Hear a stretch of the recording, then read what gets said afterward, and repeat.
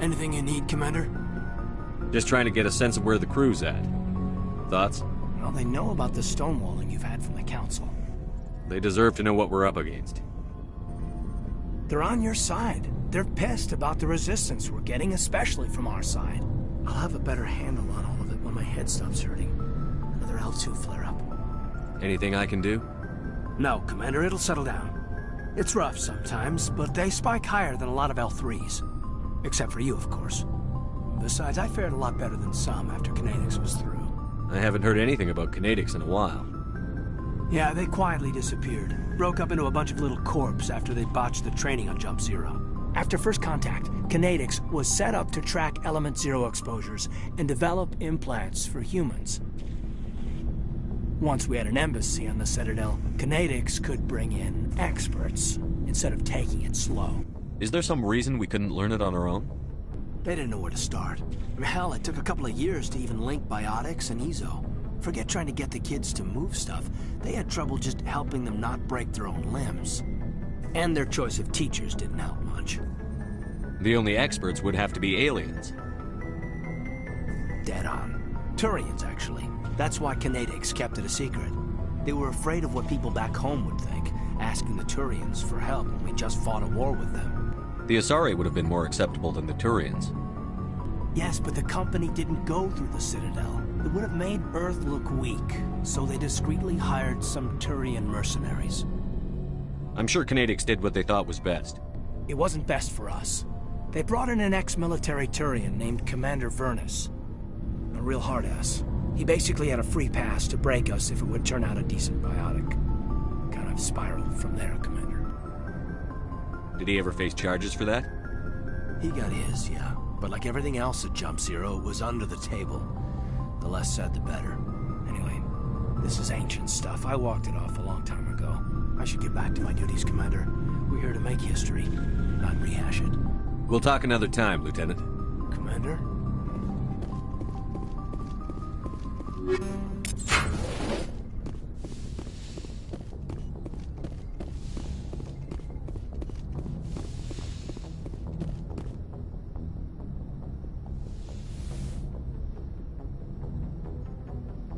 If you are here to talk about Benezia's death, you need not bother.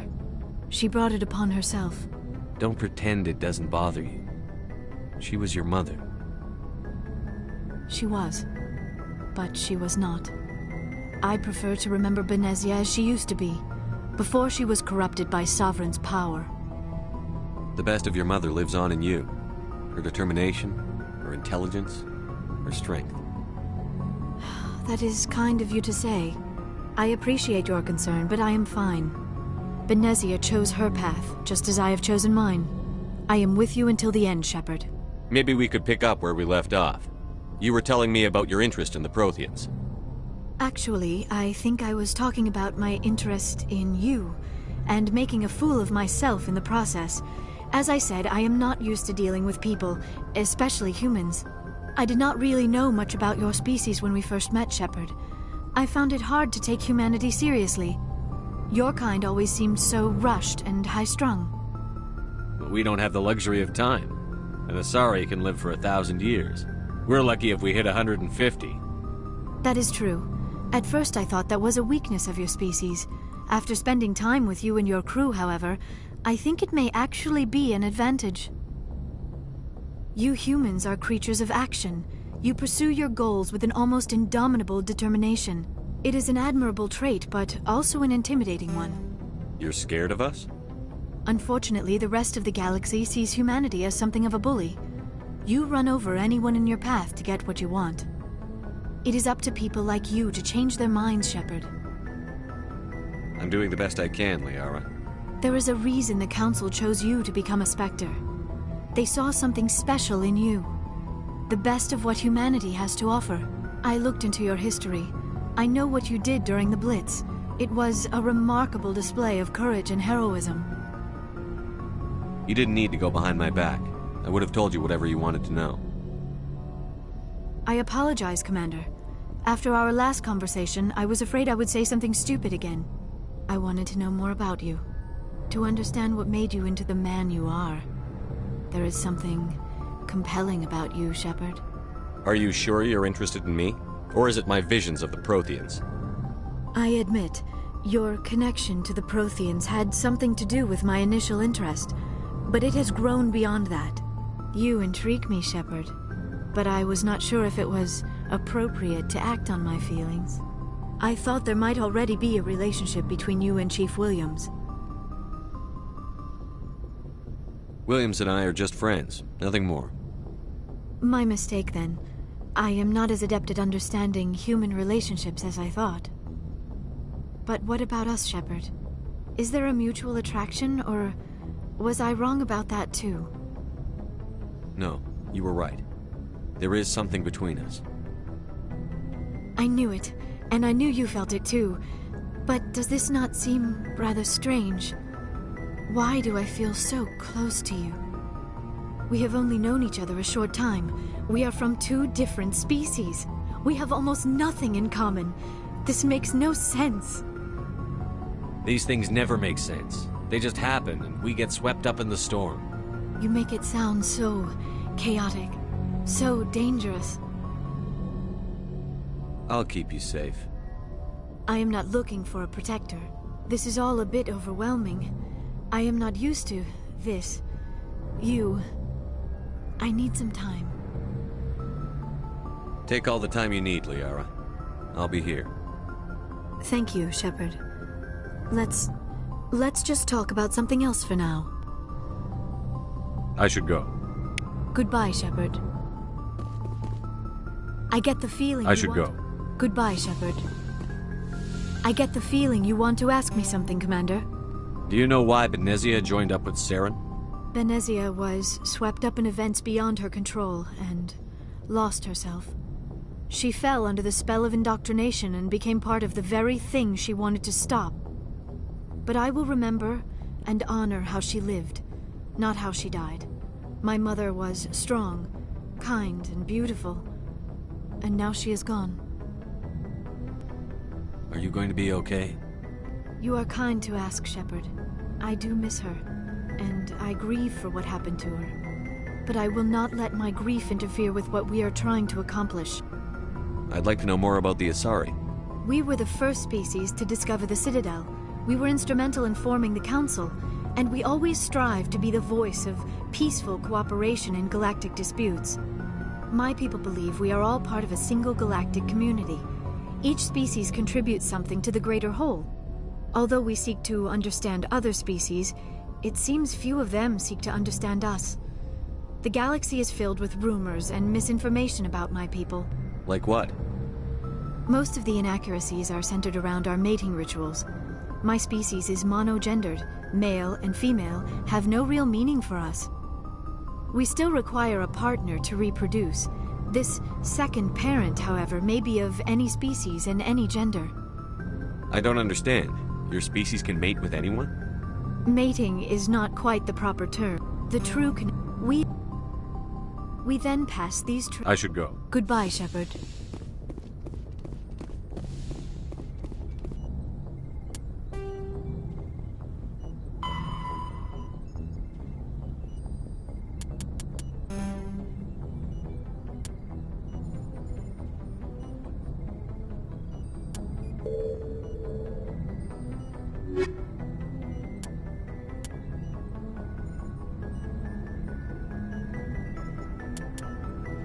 In the early 20s, the Krogan evolved in a hostile and vicious environment.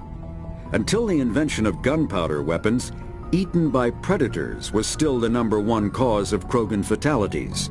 Afterwards, it was death by gunshot. When the Solarians discovered them, the Krogan were a brutal, primitive species, struggling to survive a self-inflicted nuclear winter.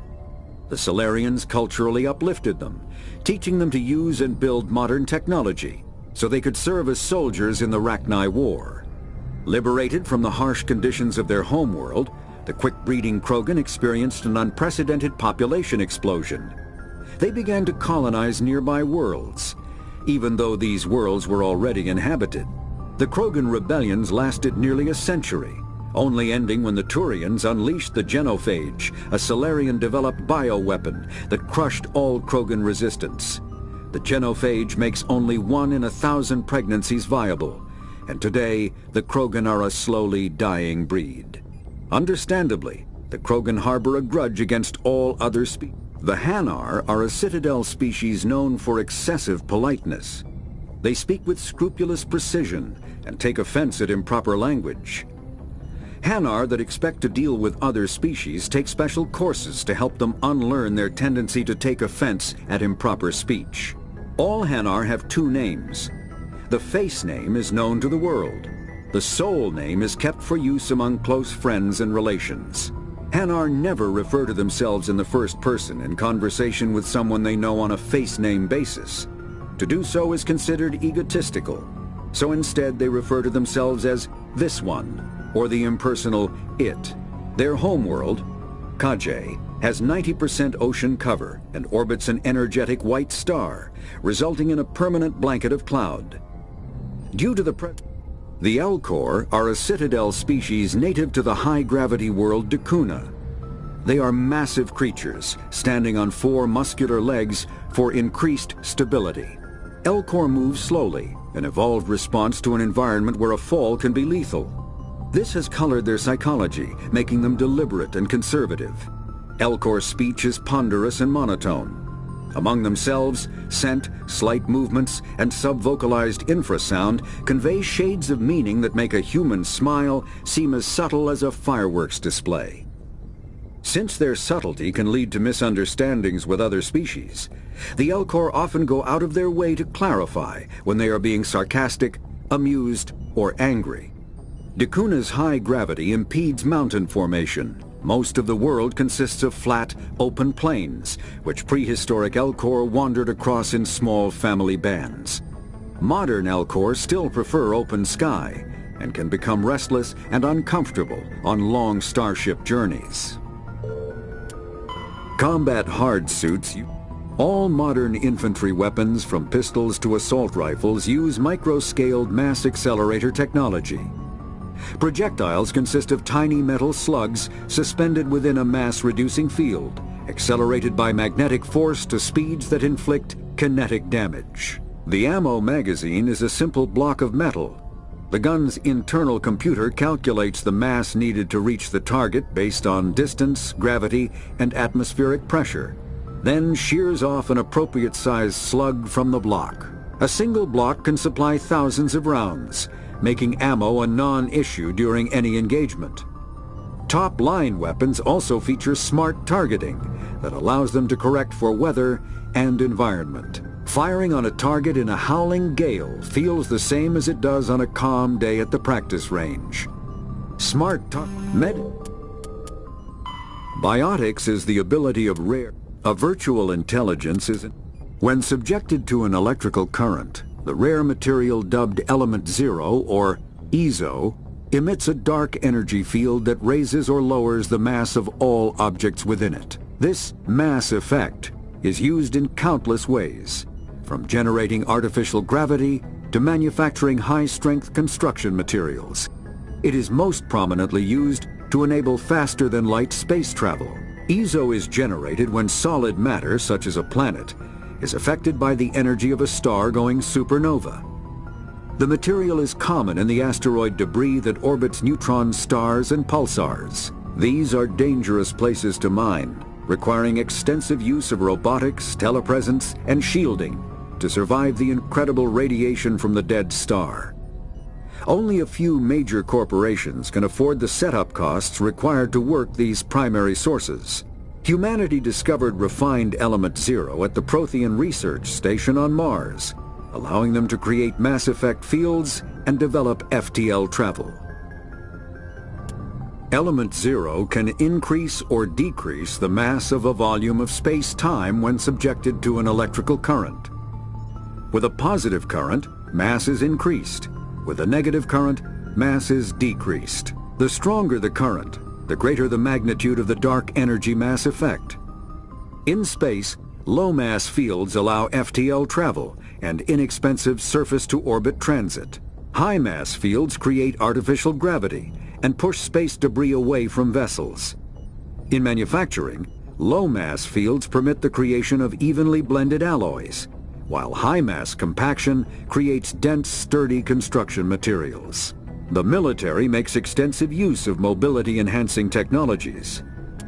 Mass relays are feats of Prothean engineering advanced far beyond the technology of any living species. They are enormous structures scattered throughout the stars and can create corridors of virtually mass-free space, allowing instantaneous transit between locations separated by years or even centuries of travel using conventional FTL drives. Primary mass relays can propel ships thousands of light years, often from one spiral arm of the galaxy to another. However, they have fixed one-to-one connections.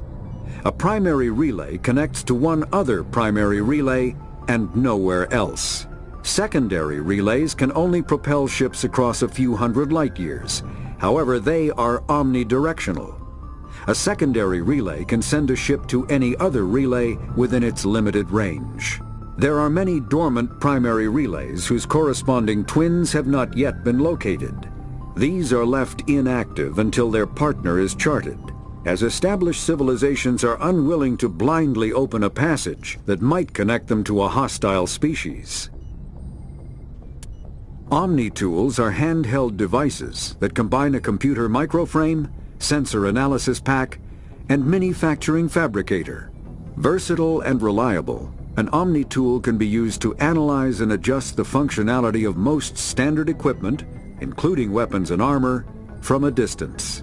The fabrication module can rapidly assemble small three-dimensional objects from common reusable industrial plastics, ceramics, and light alloys.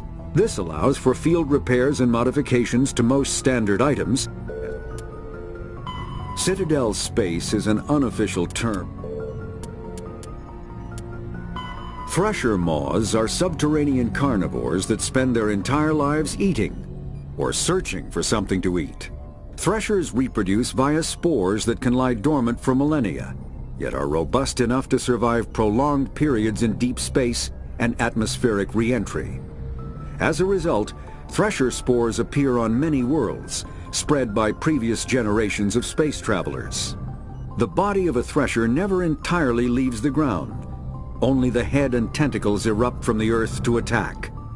In addition to physical attacks, threshers have the ability to project toxic chemicals and emit bursts of infrasound as a shockwave weapon. The Alliance...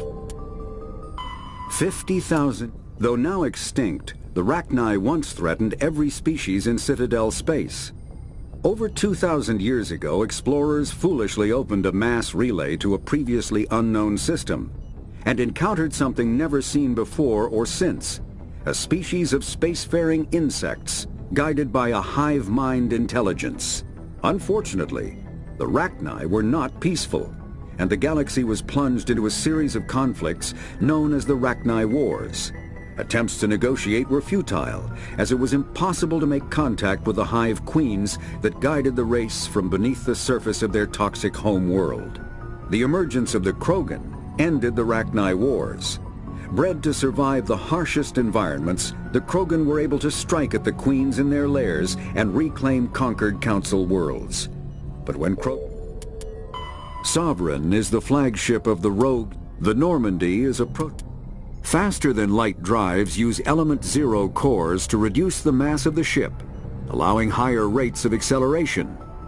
This effectively raises the speed of light within the mass effect field, allowing high-speed travel with negligible relativistic time dilation effects. Starships still require conventional thrusters, chemical rockets, commercial fusion torch, economy ion engine, or military anti-proton drive, in addition to the FTL drive core.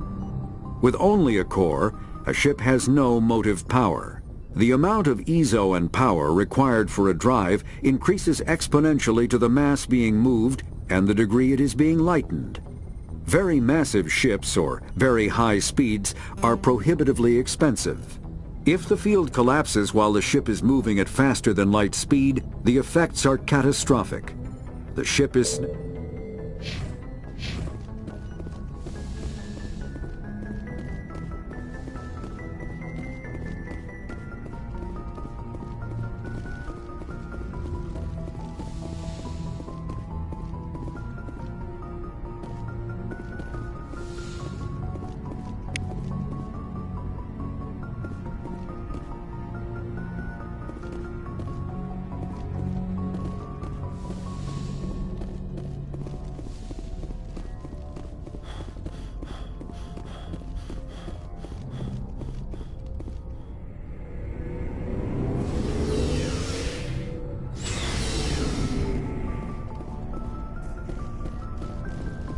Commander, how are you? Why did you want to be a CSEC officer in the first place? That's a good question. There were several reasons, I guess. Like what? Probably the same as most officers. I wanted to fight injustice, wanted to help people. I guess my father had something to do with it too. He was CSEC, one of the best. I grew up hearing about his accomplishments or seeing his picture on the vids after a big arrest. He's taking my resignation pretty hard. That's tough, but you'd think he'd be impressed you're going after Saren. My father's a CSEC man to the bone. Do things right or don't do them at all, he says. He thinks I'm being too rash, too impatient. He's worried I'll become just like Saren. He actually talked me out of becoming a Spectre when I was younger, for the same reasons. You were asked to be a Spectre? Well, I was targeted as a possible Spectre candidate. Me and about 1,000 other Turian military recruits. I could have received special training, but my father didn't like it. He despises the Spectres. He hates the idea of someone having unlimited power with no accountability. He wouldn't like you, Commander. No offense. I suppose I can understand his concern. You can. But Saren's not going to play by our rules, CSEC's rules. If you want to nail Saren, you need to send someone who isn't restricted by policies and procedures. Just because you can break the rules doesn't mean you should. I don't need to stoop to Saren's level to stop him. And neither do you, Garrus. I see what you mean, but I'll think about it. Thanks, Commander. Oh, before I go, you said you're serving with Commander Shepard now? We saw him on the news here. He's cute. Later, sis. Tell me you didn't hear that. Your sister, I assume? Until I get home and kill her. That's Sarah, the youngest. Surprised to see you here, sir. Thought you'd be chatting up, what's her name? T'Soni? Liara. Why would you think that? Scuttlebutt says you got a bit of a thing for her. I could understand why. The crew's off limits with the regs against fraternization. And at least she looks like a woman. You think I'm interested in Liara because she's the only one I'm allowed to date? So you are interested in her. Of course, it could be politics. Alien diplomat's daughter, us under orders to make nice with the bug-eyed monsters. What's up? You didn't come by to eavesdrop on Family Mail.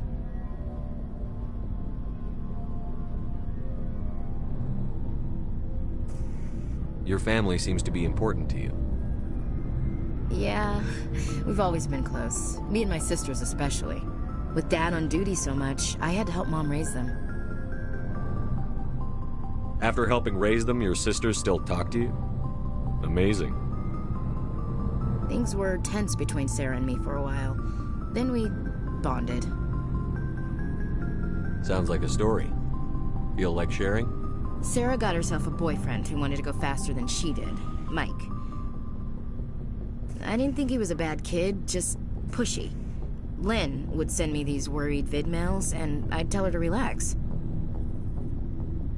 Where were you when this was going on? I was on active duty. Sarah's graduating high school this year. This was only a couple of years back. They were on Amaterasu. At the time, I was assigned to Chernobog. Same cluster, but a dozen LY away. Close enough to talk regularly, too far to make it back in an emergency. I couldn't afford a fast packet flight. If he really liked her, he wouldn't be pushy. Yeah, of course, if he didn't ask at all, I'd wonder if he thought Sarah was ugly. Damned if you do, damned if you don't. Mike thought they'd go for a romantic walk in the woods, because he figured it was past time they did the deed. She levered Mike face first into a tree and left. Didn't have a scratch on her.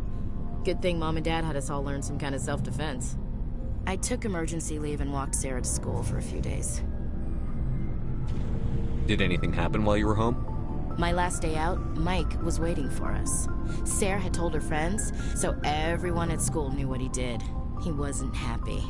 I wanted to snap him in half, but Sarah gave me this look, this let me handle it, I need to do this alone look. She kept her cool, God bless her, as he screamed in her face. She just let him vent. Then he tried to punch her. I swear, she just flowed around him. Next thing I knew, he's face down on the sidewalk, and there's blood everywhere. He missed? When he swung, she wasn't there anymore, and he fell. She helped him stop the bleeding and had me call an ambulance. She told the paramedics he fell.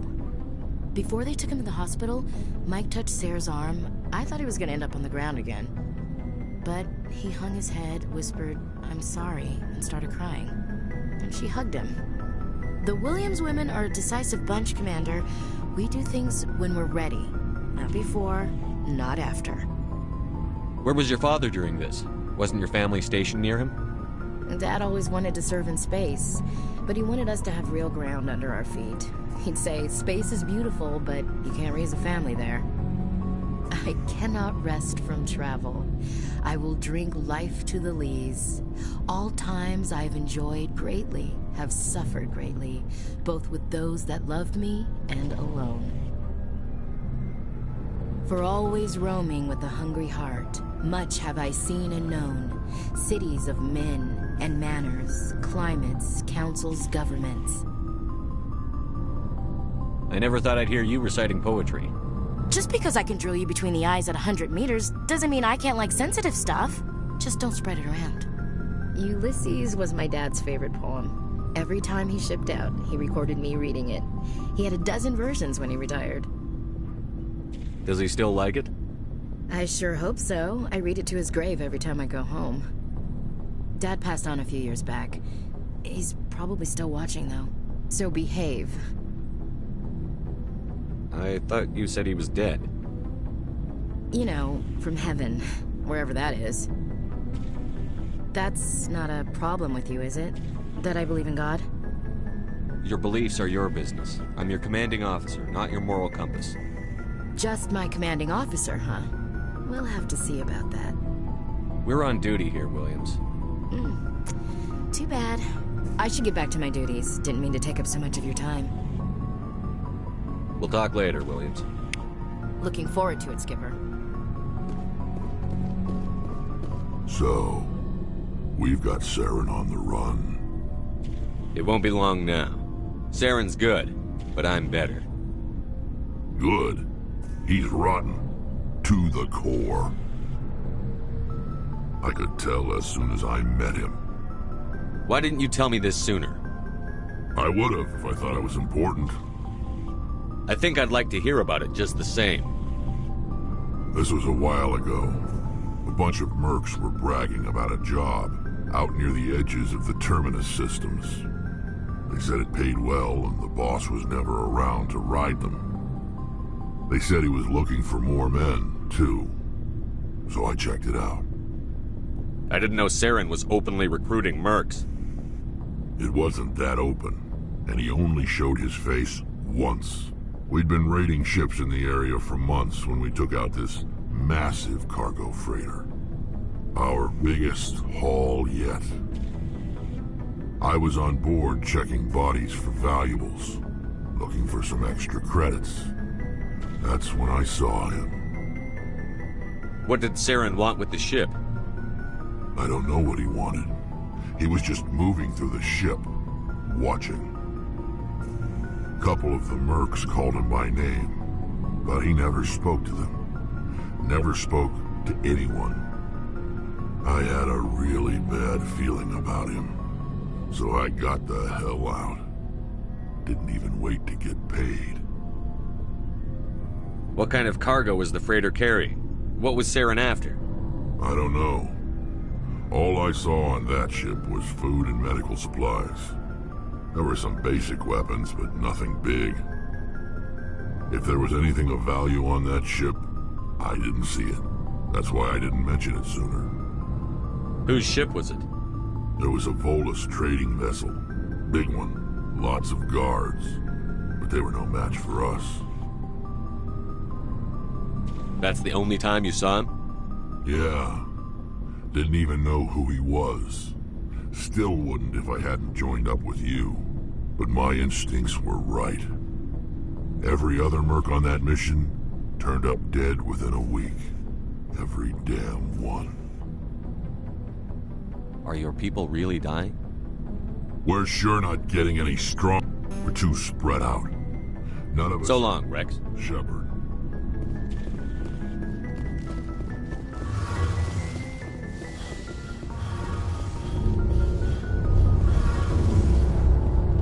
Oh, hello, Shepard. I don't know. Your ship is amazing, and your crew's been really great to me, especially your chief engineer. But I just sort of feel out of place. The Normandy runs so smooth it feels like we're not even moving, and the engines are so quiet. How do you sleep at night? The silence wakes you up? Back on the flotilla, the last thing you want to hear is silence. It means an engine's died or an air filter shut down. I guess you don't have to worry about that here. But old habits die hard. But it's more than just the silence. This ship feels so empty. It's like half the crew is missing. Back home, I couldn't wait to go on my pilgrimage. I couldn't wait to get away from the crowds. Now that I'm out here, I kind of miss them. Sometimes we don't appreciate what we have until it's gone. That's true. I'm starting to wonder if that's what the pilgrimage is really about. It's given me a whole new perspective on my people and our culture. You know, there's always a few who go on their pilgrimages and never return. I always assumed something bad happened to them, but maybe they just wanted a different life. You do plan to return to the migrant fleet, right? I could never abandon my people, Shepard. I will go back eventually, but we have to stop Saren first. Otherwise, I might not have a home to go back to. I should go. See you later.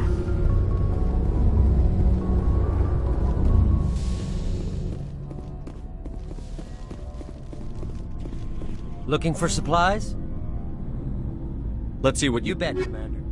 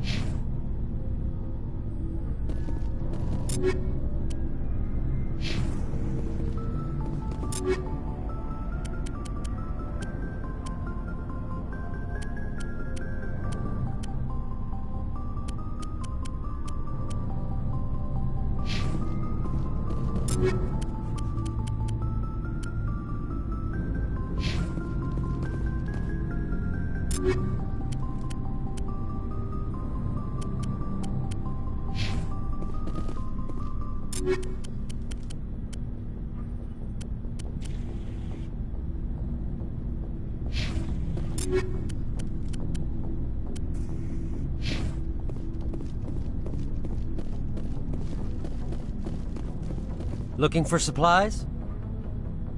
Let's see what you've got. You bet, Commander.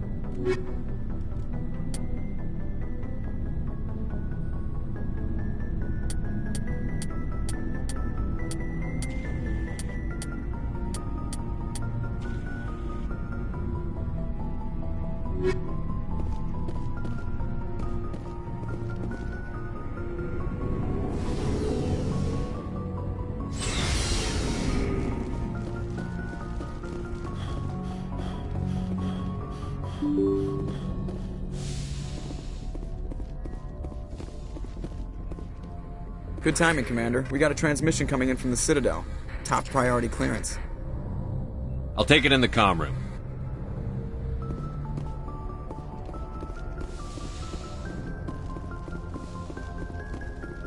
Commander Shepard, we've received information that may be critical to your mission against Saren. I'll take all the help I can get.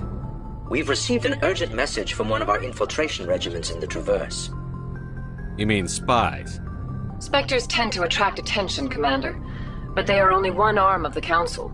Special task groups are often a better option for monitoring developing situations.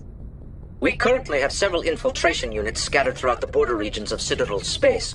This particular unit was gathering intel on Saren. What did they find? Unfortunately, the message we received was little more than static. The infiltration team must be in a situation where they can't set up proper interstellar communications. But the message was sent on a channel reserved for mission-critical communications.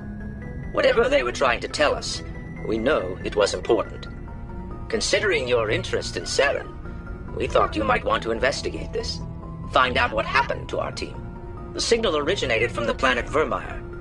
I'll look into it. The Council prefers not to become involved in the specifics of Spectre activities. We only want you to be aware of all your options, including Vermeer. Good luck, Commander Shepard. We will keep you advised if we learn anything else.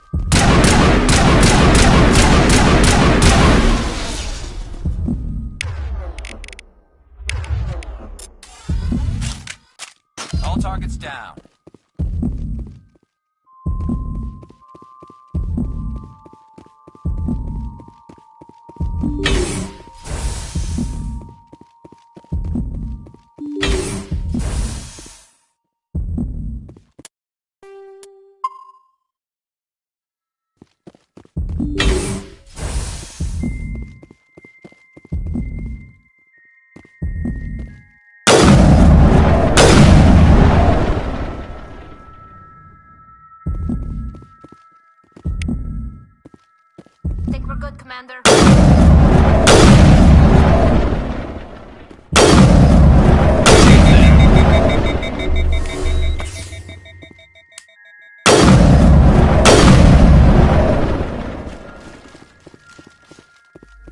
All clear.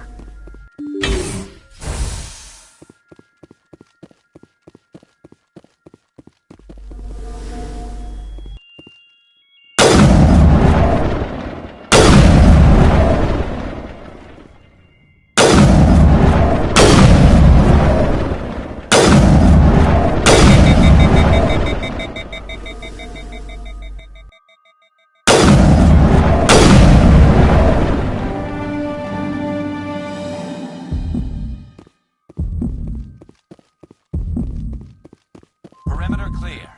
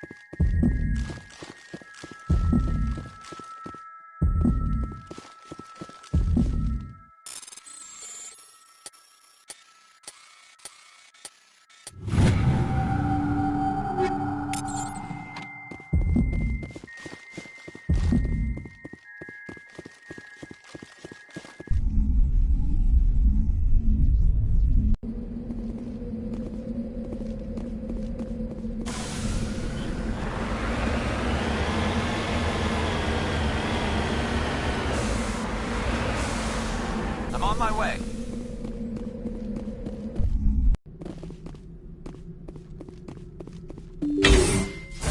All clear.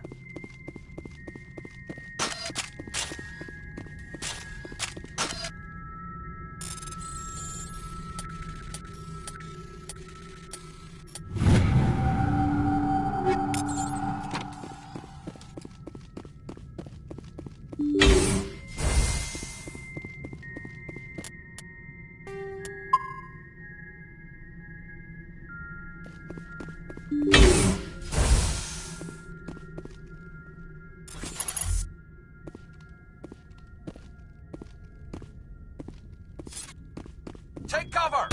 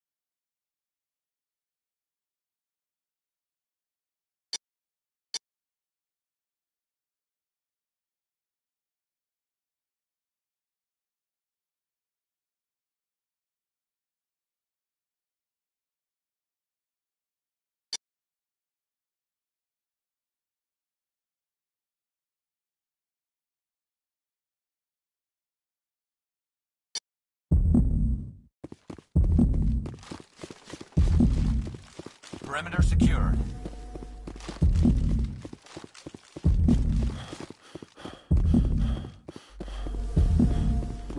Patching you up.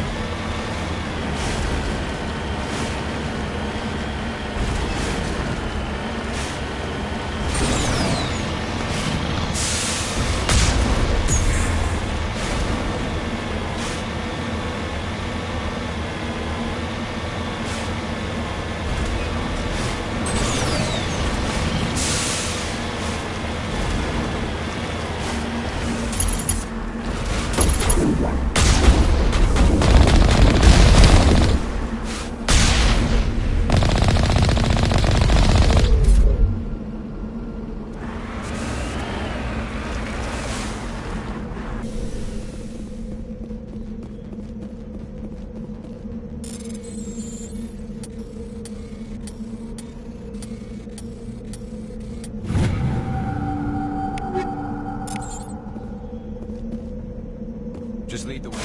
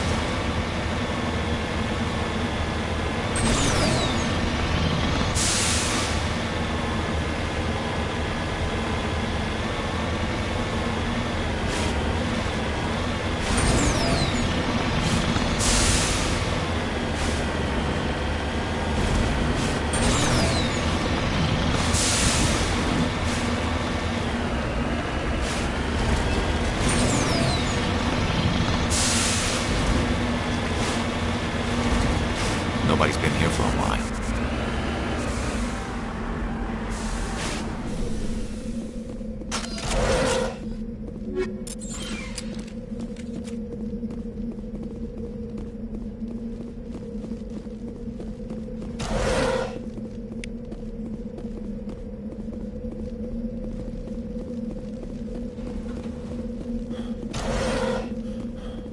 According to these data logs, the survey team unearthed some kind of alien technology. We should check out the excavation site. Could be some answers there.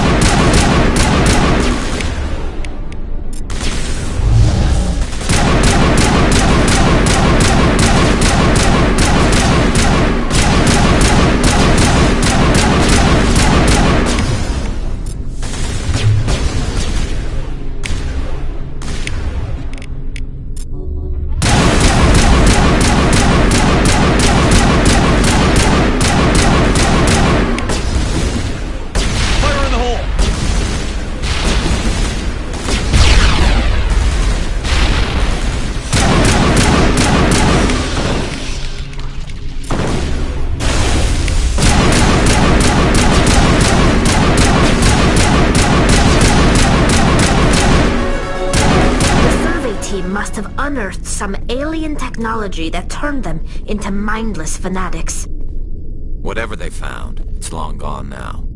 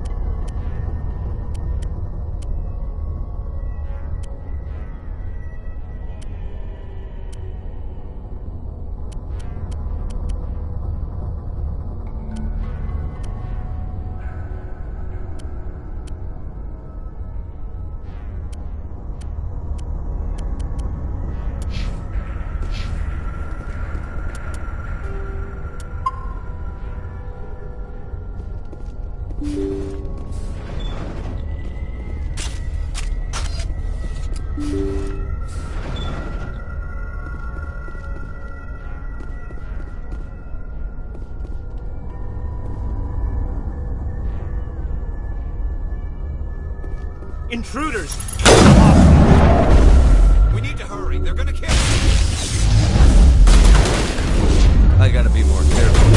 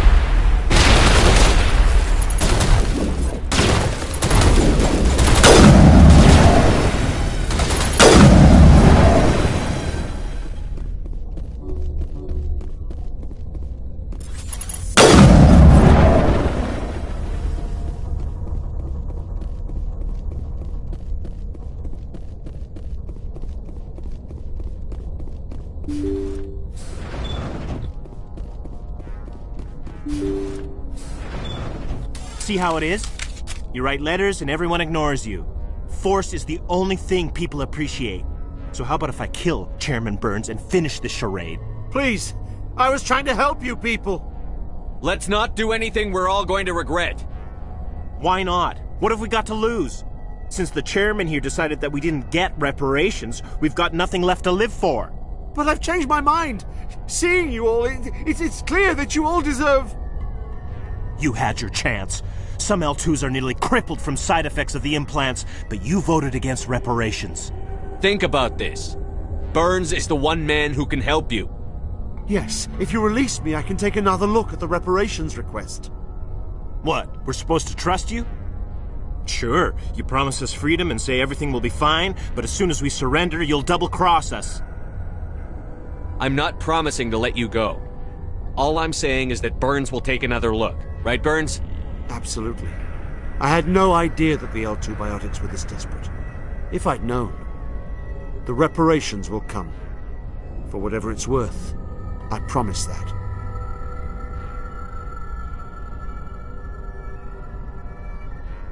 You're right. I don't want to die. Maybe something will happen this time. We surrender. Thank you, Commander. I thought I was dead when they took me. I'll see to it that the reparations discussion is reopened. I didn't know they were so desperate. A 5th Fleet cruiser will be by shortly to pick you and the prisoners up. Thank you, Commander. I thought I was dead when they took me.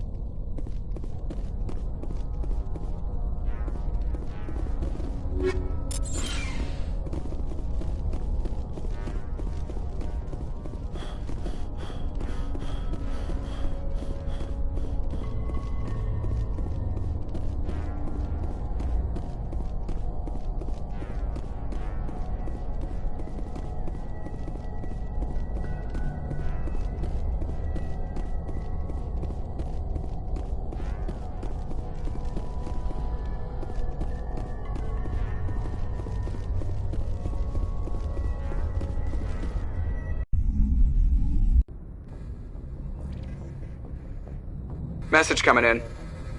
Patching it through. Thank you for dealing with the hostage situation, Commander. Chairman Burns was quite impressed by the way you resolved the situation peacefully. Your assistance above and beyond the formal duties has been noted, Commander. 5th Fleet out.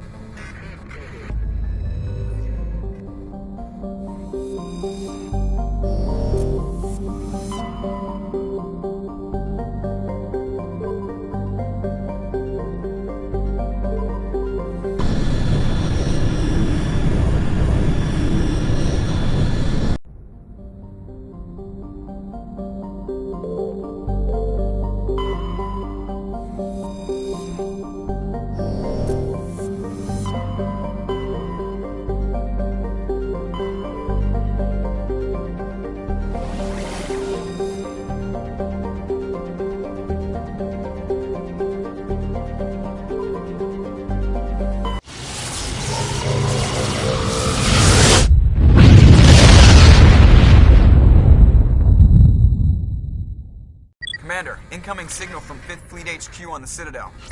Commander Shepard, something uncomfortable has just come up. In the First Contact War, we fired a lot of espionage probes into Turian space. We just received a mission complete burst from one of them. Where's it been in the meantime? No idea. Lost in transit. These probes were built in a hurry after First Contact. What makes this uncomfortable? When these probes were launched, we didn't have any idea who we were fighting. We didn't want to risk aliens examining our technology. The probe has a demo nuke built in. A 20-kiloton tactical fusion warhead. About equal to the bomb dropped on Hiroshima back in the 20th. If somebody finds that probe, tampers with it, you don't need me to finish, Commander.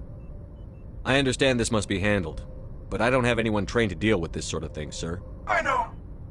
I wouldn't ask if it wasn't important. These probes have been classified for 26 years. The Council will call fusion bomb booby traps dangerous and irresponsible. The Alliance would face censure if they find this probe. I'm asking you because the Normandy can get on site quickly and quietly. It's in the Voyager cluster. It's in the Voyager cluster? That's the opposite side of the Alliance from Turian space. How did it get there? I don't know. It's possible someone recovered it safely and brought it there. It's also possible it got very badly lost. It could have been wandering the relay network since the war. We'll get on it immediately, Admiral. And we'll be discreet. I appreciate that, Commander. Good luck. 5th Fleet out.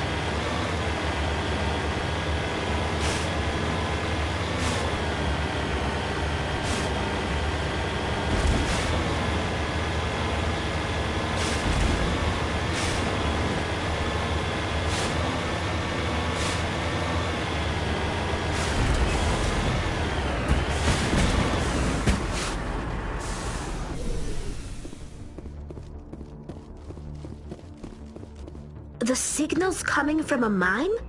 Suspicious. I agree. The probe did not crash. Someone moved it here. They may not know what they have. Let's find it before they set it off. Affirmative.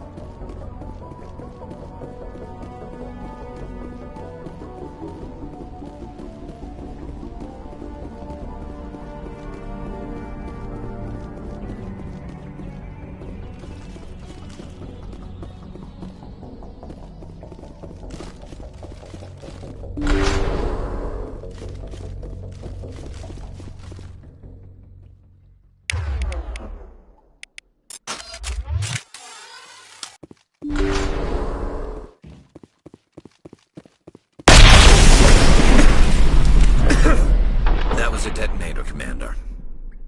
Shepard. At last.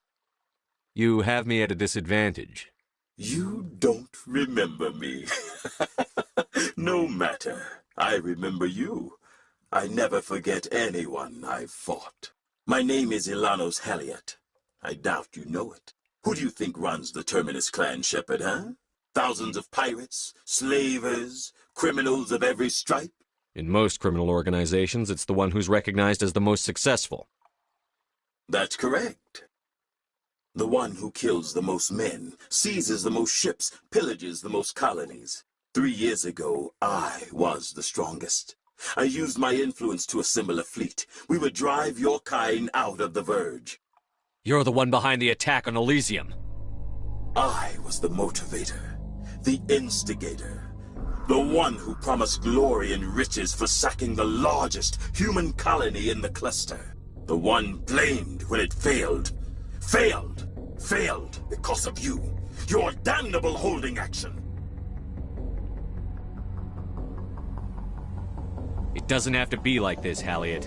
Empty words from a dead man. Goodbye, Shepard. What do we do now, Shepard? We've got air and light, and the Normandy's still in orbit. Let's look for another way out.